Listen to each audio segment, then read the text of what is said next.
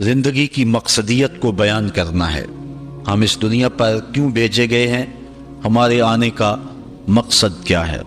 کارخانہ قدرت میں کوئی ایک چیز بھی ایسی نہیں ہے کہ جو بے مقصد پیدا کی گئی ہو۔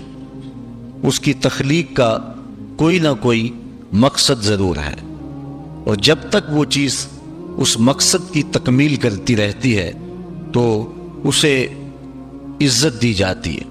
جب مقصد پورا کرنا چھوڑ دے تو اسے کوئی عزت اور کوئی تکریم نہیں دی جاتی۔ یہ مائک ہی ہے، اس کا مقصد ایمپلیفائر تک آواز پہنچانا ہے، اور اس کے ذریعے سے یہ آواز آگے آپ تک پہنچ رہی ہے۔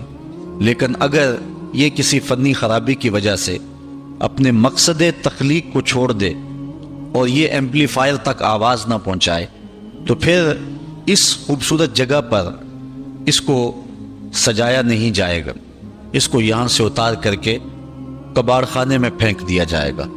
یہ اب بہت قیمتی ہے اور بہت اچھی جگہ پہ اس کو مرتبہ دیا گیا ہے، لیکن پھر اس کی کوئی توقیر نہیں ہوگی۔ اسی طرح کائنات کی ہر شے اور ہر چیز اپنے مقصد کی جب تک تکمیل کرتی رہتی ہے تو عزتوں کی مسند پہ اسے بٹھایا جاتا ہے، اور جب مقصد پر عمل کرنا چھوڑ دے اور مقصدیت سے عاری ہو جائے تو پھر اس کی کوئی توقیر اور کوئی عزت نہیں رہتی۔ اللہ تعالیٰ جل شانہ نے حضرت انسان کو بھی کسی مقصد کے لیے پیدا کیا ہے، بے مقصد اس کو پیدا نہیں کیا گیا ہے۔ اس کائنات کے اندر چھوٹے چھوٹے جانور بھی بے مقصد پیدا نہیں کیے گئے، انسان تو مقصود ہے کائنات کا۔ یہ کیچوا جس سے مچھلی ہم پکڑتے ہیں، یہ سمجھتے ہیں کہ یہ فضول سی چیز ہے، لیکن جن کھیتوں میں کیچوا پایا جاتا ہے ذمہ داروں سے پوچھیں کہ وہاں زرخیزی بڑھ جاتی۔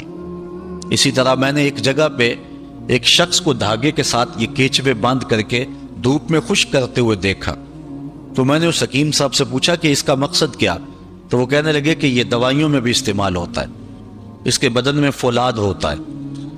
اسی طرح یہ کانٹا لگا کر کے مچھلی پکڑنے کے کام بھی آتا ہے۔ اتنا نحیف نزار اور کمزور جسم جس کے اندر ہڈی بھی نہیں ہوتی، اس کے یہ 3 فوائد بالکل ظاہر ہیں، اس کے علاوہ بھی بہت سارے فوائد ہوں گے جو ہماری نظر میں نہیں ہیں۔ اسی طرح یہ مینڈک جو ہوتے ہیں، یہ ذمہ داروں سے پوچھیں کہ آج کل چاول کی فصل کے لیے یہ کتنے مفید ہیں، اور یہ کیڑے مکوڑے پیدا ہوتے ہیں جو فصلوں کے اندر، ان کے لیے